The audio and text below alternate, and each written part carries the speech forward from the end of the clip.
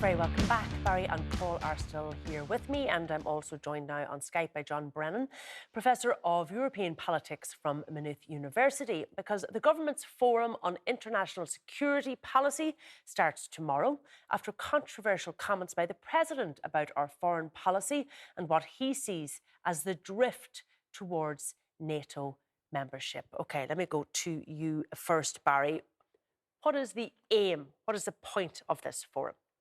Well, I think we had a report by the Commission on the Defence Forces in February of last year. And every single EU member state has, because of the brutal Russian aggression against Ukraine, reviewed completely their security and defence policies. Some have made very drastic changes that nobody would have anticipated 15 months ago. Some have made minor changes. Some have increased their budgets. Some have joined NATO. We know Denmark has changed its policy in terms of EU cooperation. So Ireland is now taking the opportunity to have a public discussion, to try and get as many people together, to allow their voices to be heard. It is completely sold out. There are 80 speakers at it. There are 18 different panels. And I think it gives us an opportunity to have this discussion. It's something Ireland is very, very good at, having this kind of deliberative, participative democracy where we tackle some of the thorniest issues and have an opportunity to come to a conclusion that suits us, that suits our policy. So there are no predetermined outcome, despite what you hear from critics of the consultative forum. So there will be a report produced by Professor Louise Richardson, who will chair the operation. And people, what I would really like to say, one thing by conclusion, and that is that I would love people to read the report, because a lot of people have drawn their conclusions already based on who's involved, how it's been organised, who's not involved. But read the report. At least let's do that. It's something we've done extremely well with difficult public policy issues before, and I think we've benefited from it on this occasion. OK, you're one of those people, I would say, Paul, you would admit to that. You think this is a stitch-up job, that the decision has already been made, that we're all being hoodwinked here. Why? You look at the programme.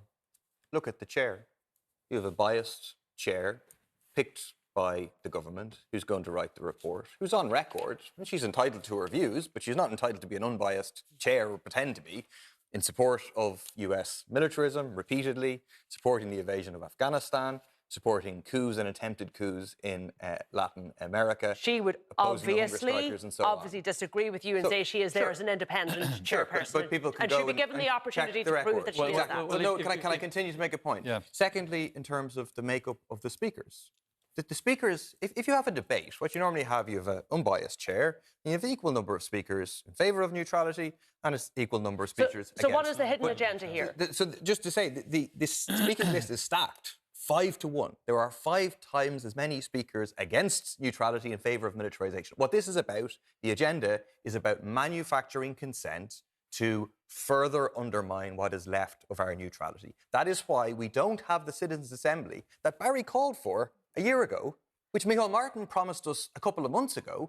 They got rid of the Citizens' Assembly. Why? Because of the citizens and the views of the citizens, let me let Barry which are in defence of just neutrality. Come back on those 2 points. First of all, on the chair, she gave an interview to the Financial Times in 2009, and I would recommend that people go and look at it. And she referred to the absolute catastrophic response by the US to September 11. And she got enormous criticism in the US for the paper that she wrote, for all of the publications, a lot of the interviews she got. So to describe her as some kind of NATO shill or a stooge for militarism or the undermining of Irish neutrality, it's just so far wide of the mark and deeply offensive to somebody as highly qualified to carry out this role. And secondly, this is not about neutrality. There's only one debate on neutrality during the entire exercise. This is about the threats that Ireland is facing at the moment. It's about doing a proper and comprehensive threat analysis post the Russian invasion of Ukraine. Every other EU member state has done that, and that's what we're doing. So to try to balance it, pro and anti-neutrality, is asking the wrong question. OK, so this isn't about neutrality, and in fairness, it's part of our the leaders have said, OK, but there is only one debate that brings up NATO, they said, and there's 2 out of the 18 panels that are about neutrality. There are many other issues coming up here about our defence and security policy that's not just about military issues. Well, Paul, exactly. would you accept that? And the people have voted with their feet, and they will be there. The people will be there. They're all about military issues, to be clear. Every single one of them. Yes, so but for example, issues like cybersecurity being discussed. There's one about Ireland getting in on the act and the new arms race, about how our Irish companies could benefit. So last year, more money was spent than ever before on arms internationally. It's an absolute crisis, and it comes at a time when we're in, facing climate disaster, right? So we're going to spend more and more money and more and more tons of carbon in stuff that will destroy our world. It's the defence industry that is going to be represented. People involved in Tallaght, for example, one of the major armaments, the people who benefit from the creation of weapons of death and destruction for which ordinary people die. And the voice of peace activists are not present. The voice of the non-aligned movement are not present. The voice of Austria, for example, in terms of a neutral country in Europe, is not present. None of those, because this is a radio. Is that not actually a fair point? No, if you look at, I'm just looking at some of the panels here, and it's lessons from Norway and Switzerland. Norway, long-standing NATO members. Lessons from Finland and Sweden, two countries that were neutral, that were now, or not neutral, but countries that weren't in NATO who are now going to join NATO. It is not just Paul who is saying this. Our own president has said there is a drift here, a dangerous drift here in the thinking that's coming from Fianna Fáil and Fine Gael TDs towards moving our military neutrality to a different place? Well, none of that is accurate. I think that what we have, all of the, sorry, what you've said in terms of the speaker is absolutely correct. But I don't accept the argument of drift. I think we are having a proper public discussion. This isn't being handed down to people. This is the type of participative democracy that Ireland is excelled at. Why I is want it to not repeat a that citizens' point. assembly? Well, it's not, because more people can be involved. And we have, now I did call for a citizens' assembly, as Paul has just pointed out, but I wrote that paper in early of 2022. I published it in April 2022, and obviously everything has changed since then. We now have to do this quickly. We need to have a proper discussion around this. We'll have a look at the report. The government isn't bound by the report. It's something that we'll take on board, and we'll make any recommendations. But on spending, what we're doing in terms of, we have to increase spending on Irish military. We have just 4 boats now, where we used to have 9. We have no aircraft. We have no radar. We're so underinvested, and we don't have enough personnel in the army. We have just 7,800. So I don't think there's anybody arguing that we can't increase our spending. It's absolutely essential. Yeah, for you, actually, Paul Murphy, protecting our neutrality, does that mean we have any military capability whatsoever? The first thing we need to do is to ensure that the men and women of our defence forces are not living in poverty. Okay, so we need to invest the money to be able to pay them. Would you properly. enhance our military capability at all? I wouldn't be buying fighter jets. Every fighter jet you buy... I don't think anybody's talking about they absolutely are. No, they're not. They are. You can go and look at the report. The report recommends that we buy Saab Gripens. They're fighter jets. They're not worth, fighter jets. You buy them €100 million each one. That's the equivalent of building 350 homes. Do you accept that so our coastline, is vulnerable, and that has been shown, that our airspace has... We've had to look to the RAF for help there if necessary. Do you accept that we are vulnerable here? No. The best defence that Ireland can have is by being a neutral state, by not aligning with NATO on the one hand or with CSTO on the other hand. I just want to go to... But unfortunately, the left has completely underestimated the threat from Russia for the last 15 months and continues to underestimate. Okay, I just want to go to And your party allowed 3 million US soldiers to travel through Shannon Airport, responsible for wars in Iraq, in Afghanistan. Millions of people... You're fighting old wars. I have another speaker standing by. I want to go to John Brennan here. John, you tweeted, I suppose, your very strong disagreement with what the President said in that interview with the Business Post at the weekend. You've also said there are real global security threats and we in Ireland need to grow up and face that. Yes, Ciara. I think we've had an ostrich mentality about security and defence for a very long time, and it's reflected in exactly the things that Barry is pointing to, the fact that our seas are very often patrolled by our European partners because we cannot put a single ship to sea. Our skies are patrolled by the RAF because we don't have the planes to do it. You may recall that in the recent crisis in Sudan, we had to rely on our European partners to airlift our citizens out of Sudan. We had to do the same thing in Afghanistan.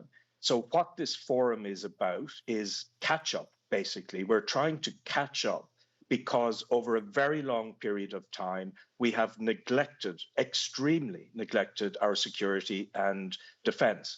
And part of the context is the sweeping changes that are taking place in Europe and globally that you've referred to. But this is also about our own self-interest. We should really need to understand this, that even neutral countries in Europe, such as Austria and Sweden and so on, all have a significantly greater capacity to deal with the kind of threats that are out there than we do. Okay, so what John, the forum is doing is trying to face up to those threats. Okay, I just want to put that point back to Paul Murphy. We have an ostrich mentality here. We can stick our head in the sand all we want, but other neutral countries have a better ability to defend themselves. They have better military capacity, and you can still do that and still be neutral. We can't pretend that we can't patrol our waters and we can't look after our airspace. You certainly can. But let's be real. A small country like Ireland is never going to be able to compete on the military plane with the major powers, right? Ireland spends about €1 billion a year on military. The US spends 800 billion, the China about 200 billion, Russia 70 or 80 billion, Britain 65 billion. You simply cannot build a military that is going to be a significant deterrent to them. So let's be aware of that and then ask, why is this question... Just one question to that. Sure. It's not about whether we could deter. It's just maybe I think John would say, it's about having your own self-respect, that you don't have to call in the RAF if there's an issue in your airspace. It's just about taking responsibility for your own defence. If it's a choice of a squadron of fighter jets that would be destroyed in, in a matter of hours if you were actually faced with significant invasion, or building a housing estate, I'm in favour of building a housing estate. And I think it's important to note... We could say that about anything. It's important to note that John Brennan is in favour of joining NATO. Yeah, right? OK. So when he's raising these points, they're about preparing this country to join NATO later. It's not about joining now, but in order for Ireland to be... You feel this is a slippery slope? Exactly. OK, John, Ireland would need to increase this military expenditure by a lot to be accepted into NATO, and that's what this agenda is actually about. And John, you would admit that is your agenda. You do think we should... Times poll would say that there is a very insignificant number of people in Ireland who would agree with you. So that's not respecting the will of the Irish people. All I want, Ciara, is to have an open and honest conversation about these issues. I've argued for NATO membership for a long period of time. There's no secret in that at all. I'm amongst a small minority of people, of the 80-odd speakers who are going to be speaking at the forum, who actually are in favour of NATO membership. But I don't know what planet Paul is living on, but it's not a planet in the real world. We simply have to get serious about Russian provocations in our territorial waters, about the fact that Ireland is one of the globalized countries in the world, and that our prosperity depends very much on the connections that we have in Europe and in globally. And that means we have obligations to defend ourselves. It means we also have obligations to peer countries in Europe. But I have to say that all of this has been given extraordinary fuel by the remarks that President Higgins made at the weekend.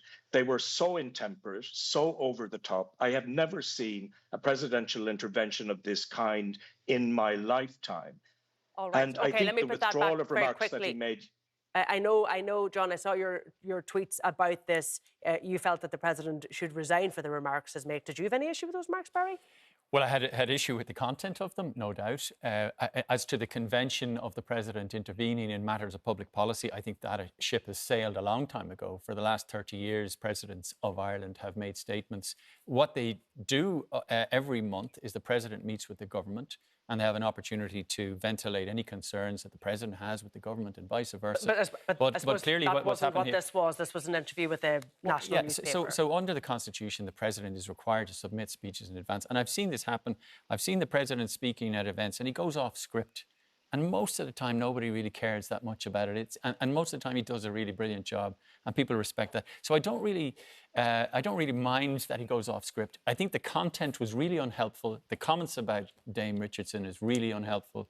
Which he's apologised for. Which he's apologised for. But that was, I think he just went too far off script on this occasion. To the point that the geopolitical environment now, Paul, is unstable. It has utterly changed. Every other country in Europe is reflecting on its defence and security policy. We need to do that too.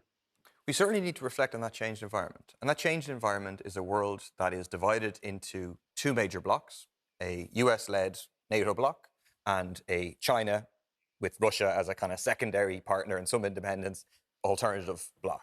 And there's some elements of the world pre-World War I in the sense of you can see these two major blocs facing off against each other. You can see the potential for another major conflict around Taiwan.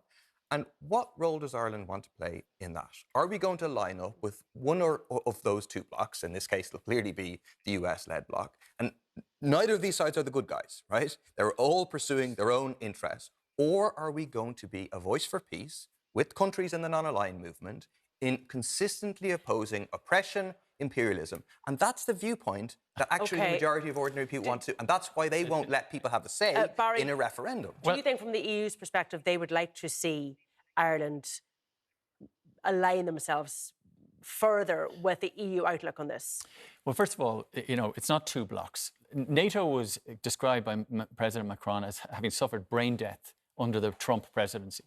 So Europe began to think, well, we've got to start defending ourselves, this idea of strategic autonomy. And so the idea that it's just two blocs is wrong. We could see President Trump back in the White House at the end of next year. So it's not a bipolar world, it's a multipolar world. And the European Union has to defend itself. But what does the European many Union times want from Ireland? described as a vegetarian in a world of carnivores. So what Europe doesn't require anything of Ireland. Ireland is independent in its defence and security policy, but we have 60% of undersea cables that land in Ireland. We have 40% of European data. We have 90% of the North Atlantic air traffic going over Irish airspace. We have a massive responsibility and a massive vulnerability. And that's what this is about. It's trying to surface all of those new situations in the context of the Russian aggression against Ukraine. All right, look, we're going to have to leave that there for now.